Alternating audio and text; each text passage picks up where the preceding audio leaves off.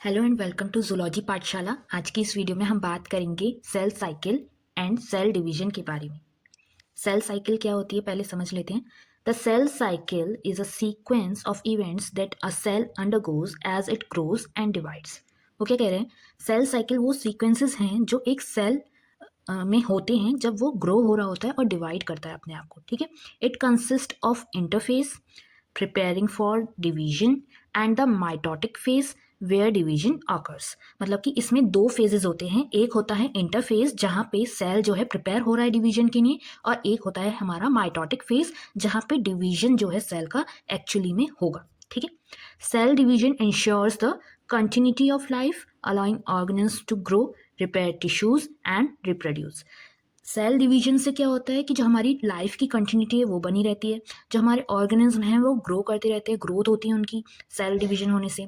ठीक है, और उनकी जो टिश्यूज़ वगैरह जो डैमेज हो गए हैं वो भी रिपेयर होते रहते हैं। ठीक है, और वो रिप्रोडक्शन का प्रोसेस भी कर पाते हैं। अगर हम देखें सेल साइकिल क्या है, तो the cell cycle is divided into two main phases, अभी हमने पढ़ा था। ठीक है, इंटरफेज और एम फेज। एम फेज हमारा माइटोसिस या फिर मियोसिस हो सकता है। ठीक है, जिसमें हमारा डिवीजन होगा। ये आपको एक डायग्राम दिख रहा होगा यहाँ पे साइड में, दिस वन। तो इसमें आपको दिख रहा होगा कि ये कैसे कैसे हमारी सेल साइकिल चलेगी। पहले हमारा G1 फेज है। ठीक है, इसमें हमारी सेल की ग्रोथ हो रही है। फिर हमारा S फेज है, ठीक है, जिसमें हमारा डीएनए का रेप्लिकेशन हो रहा है।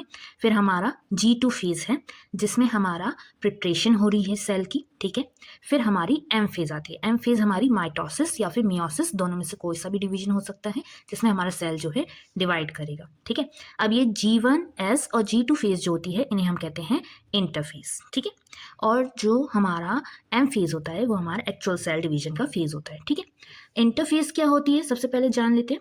Interphase is the longest phase of the cell cycle. सबसे लंबा फेज, मतलब कि सेल साइकिल की पूरी ड्यूरेशन में सबसे ज्यादा समय तक हमारा इंटरफेज चलता है। ठीक है, during which the cell grows, carries out its normal function and prepares for division. इसके दौरान जो हमारा सेल है वो ग्रो हो रहा होगा और जो उसके फंक्शंस हैं वो भी परफॉर्म कर रहा होगा, और साथ साथ में जो डिवीजन का प्रोसेस होने वाला है उसके लिए भी प्रिपेयर हो रहा होगा। ठीक है, अब इसमें 3 सब फेजेस आते हैं।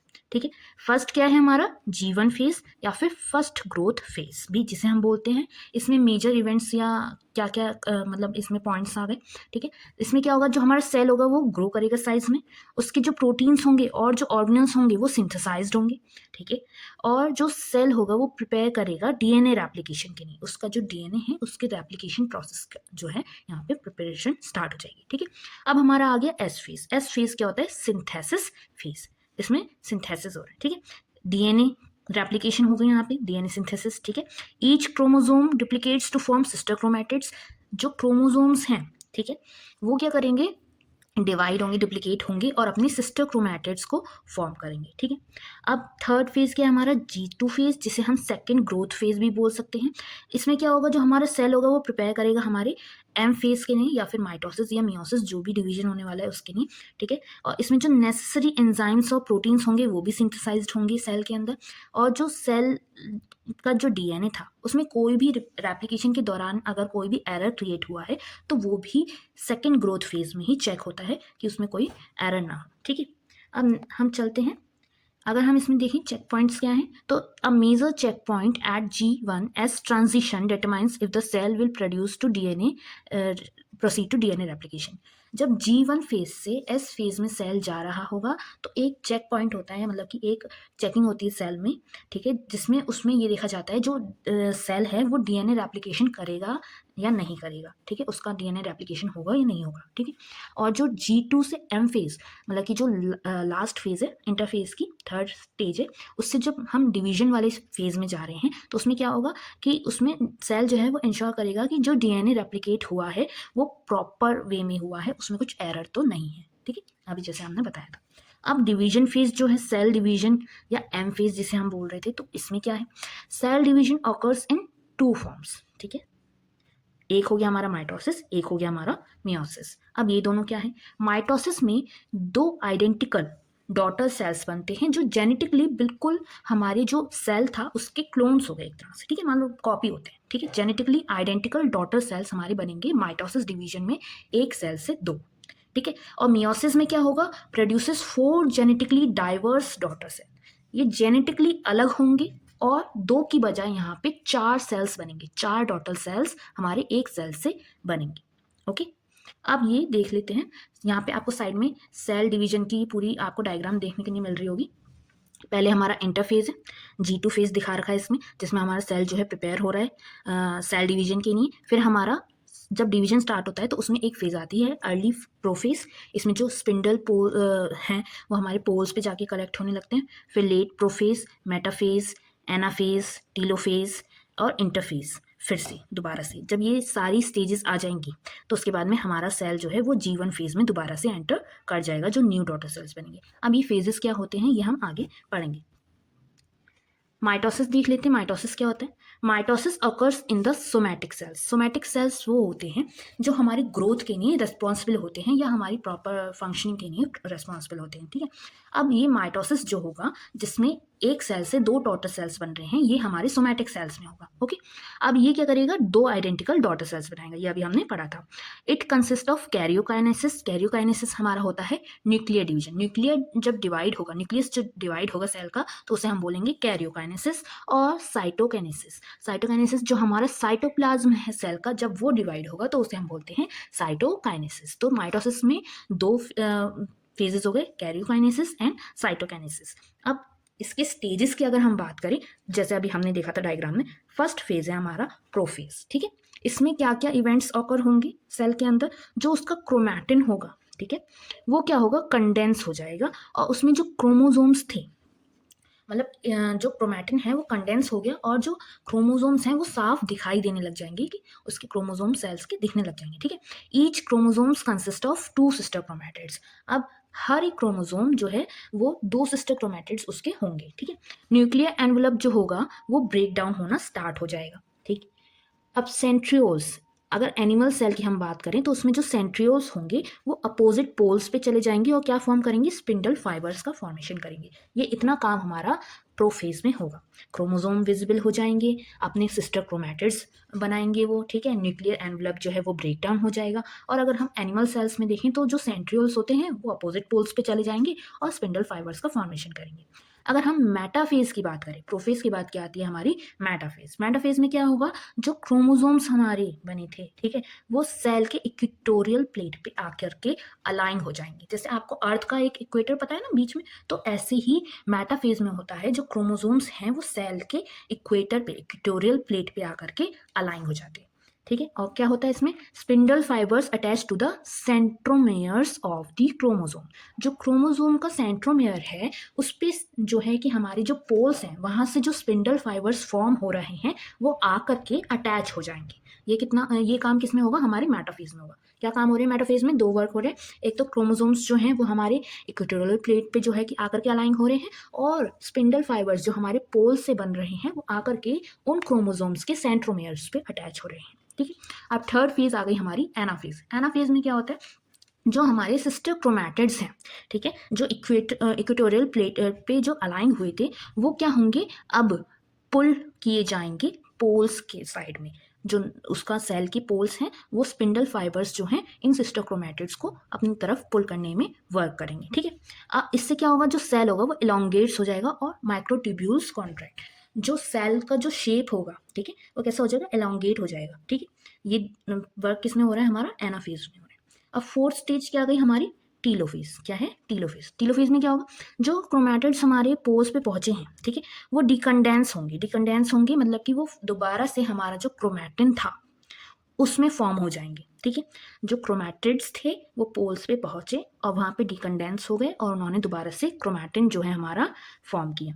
अब क्या होगा, जो न्यूक्लियर मेम्ब्रेन होगी वो उनके क्रोमैटिड्स के क्रोमोसोम के आसपास जो है दोबारा से रिफॉर्म होनी शुरू हो जाएगी, ठीक है। अब मान लो सेल में 2 न्यूक्लियस फॉर्म हो गए, ठीक है। अब क्या होगा, साइटोकाइनेसिस। फिफ्थ स्टेज क्या आ गई हमारी, साइटोकाइनेसिस। इसमें क्या होगा, न्यूक्लियस डिवाइड हो गया टीलोफेज में, है ना, तो वो कैरियोकाइनेसिस हो गई हमारी कंप्लीट। अब साइटोकाइनेसिस में हमारा जो सेल का साइटोप्लाज्म है वो डिवाइड होगा, ठीक है। अब एनिमल सेल्स की अगर हम बात करें तो क्लीवेज फॉर्म होता है, तब जा करके हमारा सेल जो है डिवाइड होता है। अगर हम प्लांट सेल की बात करें तो एक सेल प्लेट फॉर्म होती है जो बाद में जा करके क्या बनाती है, सेल वॉल बनाती है, और फिर हमारा सेल जो है डिवाइड हो जाता है सेल प्लेट फॉर्मेशन के बाद में। तो क्लीवेज फॉर्म क्या होती है, आपने इस टाइप का स्ट्रक्चर देखा होगा, ये हमारी क्लीवेज है, ठीक है। और सेल प्लेट में क्या होता है, एक ऐसे सेल है मान लो हमारा, तो यहाँ पे एक प्लेट टाइप की फॉर्म होगी और यहीं से हमारा सेल जो है वो डिवाइड हो जाएगा, ठीक है। और ये बाद में सेल वॉल बनाने का काम करेगी, ठीक है। एंड रिजल्ट क्या होगा, इसमें दो डिप्लॉयड 2n डॉटर सेल्स आएंगे। 2n क्यों आ रहे हैं, क्योंकि इनमें नंबर ऑफ क्रोमोसोम सेल में जितना था उतना ही होगा, ठीक है। डिप्लॉयड मतलब कि 2n हमारा, ठीक है। दो सेल्स हमें ऐसे मिल जाएंगे। अब अगर हम मियोसिस डिवीजन देखें, मियोसिस डिवीजन में क्या होता है, ये हमारे गैमीट सेल्स में होता है, जैसे कि मान लो हमारे स्पर्म्स हो गए या फिर हमारे एग सेल्स आ गए, ठीक है। ये क्यों होता है, क्योंकि जो हमारे गैमीट सेल्स होते हैं वो हमारे 2n होते हैं, उनसे जो हमें स्पर्म या एग बनाना होता है वो हमारा n बनता है, हैप्लॉइड बनता है। तो हैप्लॉइड डॉटर सेल्स बनाने के लिए हमारा उसमें मियोसिस का डिवीजन होता है, ठीक है। अब इसमें क्या होगा, जेनेटिक डाइवर्सिटी आएगी, वो जो 4 डॉटर सेल्स बनेंगी वो उसमें कुछ ना कुछ डाइवर्सिटी होगी, कुछ ना कुछ चेंजेस होंगी, कुछ ना कुछ डिफरेंसेस होंगे, ठीक है। और ये जो मतलब न्यू सेल बनाएंगे जब फ्यूजन के बाद में, तो उससे फिर जो हेरिडिटी कह लो या आपको जेनेटिक्स जो हमारे जीन्स डिलीवर होते हैं वो इसी वजह से होते हैं, ठीक है ना। Two main divisions of meiosis क्या है, मियोसिस में दो डिविजन्स होते हैं, meiosis first and meiosis second. Meiosis first में क्या होता है, जो नंबर ऑफ क्रोमोसोम है वो रिड्यूस होता है पहले, ठीक है। तो 2n से ही क्या बना लेंगे, n डॉटर सेल्स बना लेंगे। और जो मियोसिस सेकंड होगा वो माइटोसिस की तरह ही होता है बिल्कुल, इसमें n नंबर ऑफ सेल था, n नंबर ऑफ क्रोमोसोम्स थे, वो अपने जैसे ही आइडेंटिकल डॉटर सेल्स बनाएंगे तो उसमें भी n नंबर ऑफ क्रोमोसोम्स जाएंगे। तो ऐसे करके हमारे मियोसिस फर्स्ट में 2 सेल बने n वाले। अब उन दोनों ने n जो हैप्लॉइड 2 सेल्स थे उन्होंने अपने डिवीजन करा और उन्होंने हर एक ने 2-2 सेल्स बनाए, तो उससे हमारे 4 डॉटर सेल्स हमें मिल गए। अब अगर हम इनकी स्टेजेस की बात करें, मियोसिस फर्स्ट में हमारे जो रिडक्शन डिवीजन है उसमें देख लें तो उसमें हमारा प्रोफेज फर्स्ट होता है। प्रोफेज फर्स्ट में क्या होगा, जैसे हमारे उसमें हो रहा था माइटोसिस में, क्रोमोसोम जो है कंडेंस हो जाएगा, न्यूक्लियर मेम्ब्रेन डिसॉल्व हो जाएगी, ठीक है। और जो हमारे होमोलोगस क्रोमोसोम पेयर्स होंगे वो हमारे आपस में जुड़ जाएंगे, साइनैप्स कर लेंगी, ठीक है। और उनका क्रॉसिंग ओवर होगा, क्रॉसिंग ओवर मतलब कि जो होमोलोगस क्रोमोसोम्स थे उनमें जेनेटिक मटेरियल का मतलब एक्सचेंज होगा, ठीक है, उसको हम क्रॉसिंग ओवर बोलते हैं।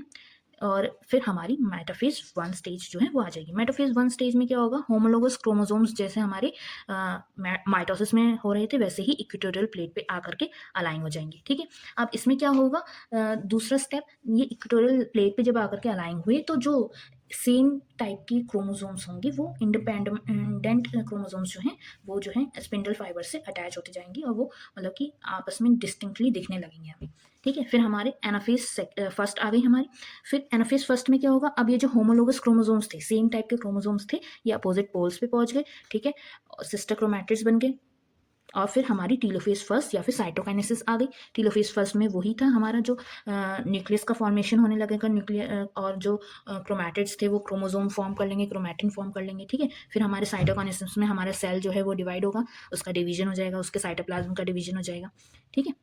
अब सेकंड मियोसिस में क्या होगा, ये माइटोसिस की तरह ही होता है। तो प्रोफेज सेकंड इसमें क्या होगा, जो क्रोमोसोम है अब वो n नंबर वाला जो सेल बना है उसमें हो रहा है, इसमें फिर से क्रोमोसोम कंडेंस हुआ, फिर से न्यूक्लियर मेम्ब्रेन जो है डिसॉल्व हो गई। फिर मेटाफेज आई, इसमें क्रोमैटिड्स बने और वो इक्वेटर पे अलाइन हो गए और स्पिंडल फाइबर से पोल से अटैच हो गए। फिर एनाफेज आई, एनाफेज में क्रोमैटिड्स जो है सेपरेट हो गए और अपोजिट पोल्स पे चले गए। फिर टीलोफेज सेकंड आई और साइटोकाइनेसिस हुआ, तो टीलोफेज सेकंड में हमारी जो न्यूक्लियर वॉल थी वो दोबारा से फॉर्म हुई और साइटोकाइनेसिस में हमारा सेल का जो साइटोप्लाज्म था वो डिवाइड हुआ और उसने फिर से जो है कि आप कह लो कि क्लीवेज फॉर्मेशन या फिर सेल प्लेट फॉर्म करके वो सेल जो है डिवाइड हो गया। तो इससे क्या हुआ, हमारे जो रिजल्ट मिला वो हमें क्या मिलेगा, 4 genetically unique haploid cells, sperm और एग। अब इसमें 4 हमें जेनेटिकली यूनिक मतलब कि अलग अलग तरह के अलग जेनेटिक मटेरियल रखने वाले हैप्लॉइड सेल्स मिले, जैसे कि हमारे स्पर्म्स या फिर एग में स्पर्मेटोजेनेसिस और oogenesis की प्रोसेस अगर आपने पढ़ी होगी तो उसमें आपको देखना कि आपको एक स्पर्मेटोजोआ जो होता है उससे